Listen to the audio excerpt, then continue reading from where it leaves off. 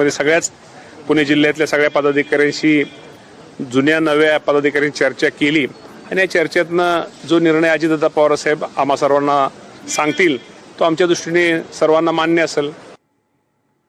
तर मुख्यमंत्री देवेंद्र फडणवीस 5 दिवसाच्या दाओस दौऱ्यावर आहेत। आर्थिक गुंतवणूक महाराष्ट्रात आणण्यासंदर्भात राज्य सरकारचा भर आहे। मागच्या वर्षी राज्य सरकारकडून 16 लाख कोटी रुपयांचे एमओयू याच वेळेला साईन करण्यात आले होते।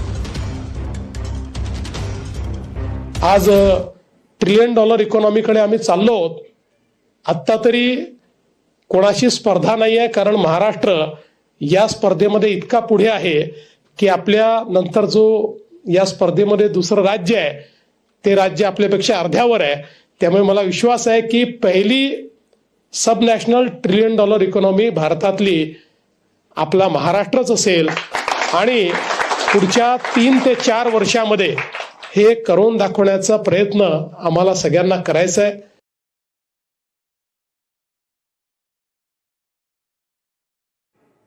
डावोसला ते आहेत काय गुंतवणूक वगैरे आणतात असं म्हणतात, ते अनेक वर्ष डावोसला जातात, पण गुंतवणूक का महाराष्ट्रात दिसत नाही कुठे। त्यांची सगळी गुंतवणूक ही निवडणुकीमध्ये असते, स्वतःची, नगरपालिकांपासून लोकसभेपर्यंत। त्याच्यामुळे जी गुंतवणूक परदेशातून यायला पाहिजे ती आम्हाला कधीच दिसली नाही। आणि डावोसला बसून पण ते महानगरपालिकेचंच राजकारण करणार तिथे बसून, तर डावोसला जाता कशाला? मग इथे बसून डावोसची इन्व्हेस्टमेंट आणा ना तुम्ही। झोपून उठलं त्यांना तेच काम आहे, आरोप करायचा। वस्तुस्थिती अशी आहे की देशातला सर्वात जास्त गुंतवणूक असणारा महाराष्ट्र होतोय आणि महाराष्ट्रामध्ये मागच्या डावोसच्या दौऱ्यामध्ये 17,50,000 कोटी रुपयाची जी गुंतवणूक झाली त्यापैकी बऱ्यापैकी एमओयू हे क्रियान्वित झाले आहे। त्यामुळं चांगल्या पद्धतीचं इन्व्हेस्टमेंट आहे, चांगल्या पद्धतीचं डेव्हलपमेंट होते आहे, चांगल्या पद्धतीच्या इंडस्ट्री येत आहे। मी स्वतः महसूल मंत्री म्हणून कितीतरी जागा या वर्षभरात दिल्या आहेत।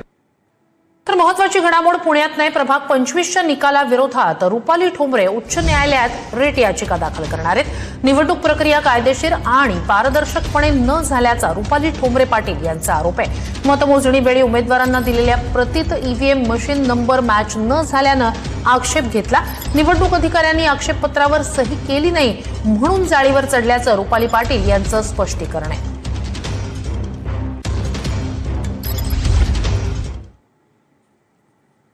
महत्वाच्या घडामोडींचा घेऊया वेगवान आढावा।